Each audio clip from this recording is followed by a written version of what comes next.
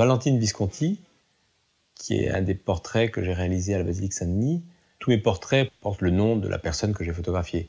Là, c'est une personne, mais c'est surtout, j'ai photographié non pas Valentine Visconti, mais son gisant, sa sculpture. Et j'ai eu une vraie rencontre avec ces sculptures. Ce qui s'est passé avec ce visage était très intense.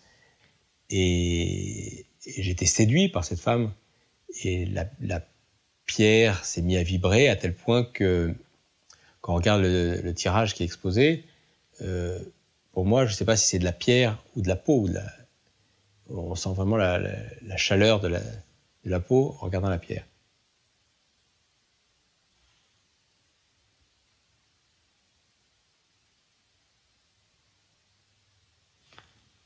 On va voir, ça déclenche. L'autre, elle a pas. Ça marche, et celui-là? Et celui-là marche pas. Les photos, c'est vraiment des sources de rencontres. Je fais des photos pour rencontrer des gens.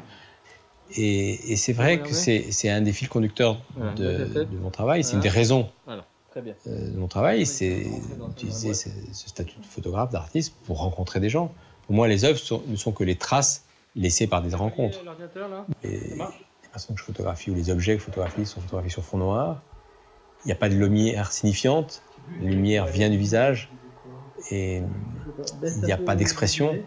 Alors effectivement, avec les gisants, c'est plus facile, mais avec des personnes, je fais attention à ce qu'on ne lise pas une interaction avec le photographe ou avec le spectateur. Je ne cherche pas à saisir une expression, je cherche juste à ce qu'il y ait le moins d'intermédiaires entre le spectateur et la personne que je photographie.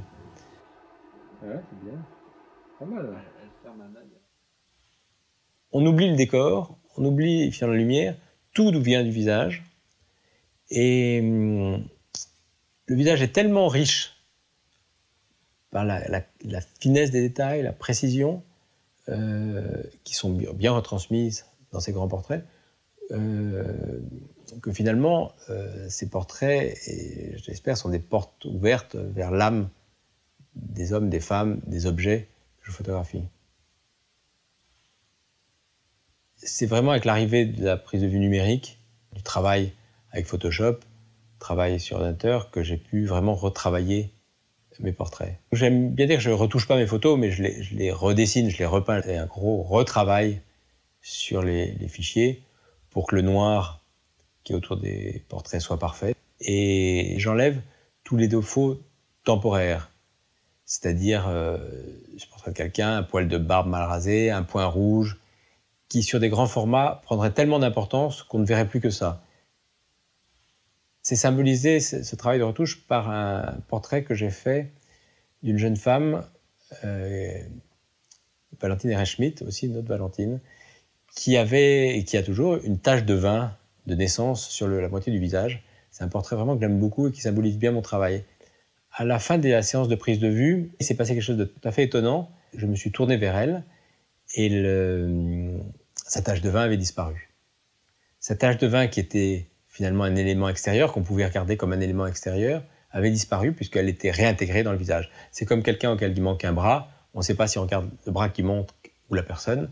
Là, je pouvais enfin regarder. Il n'y avait plus rien qui me gênait. Il y a, pas une prouesse technique, mais des outils que j'ai utilisés pour réaliser les gisants en pied, qui sont un peu particulières. C'est-à-dire que les gisants en pied, c'est pas une photo unique, c'est un montage d'une trentaine ou une quarantaine d'images pour que, comme dans le tableau du Christ étendu d'Holbein, qui est au musée des Beaux-Arts de Bâle, Holbein montre le Christ étendu et quand on le regarde, on voit le dessous du visage du Christ, on tourne la tête à droite, on voit le dessus des pieds.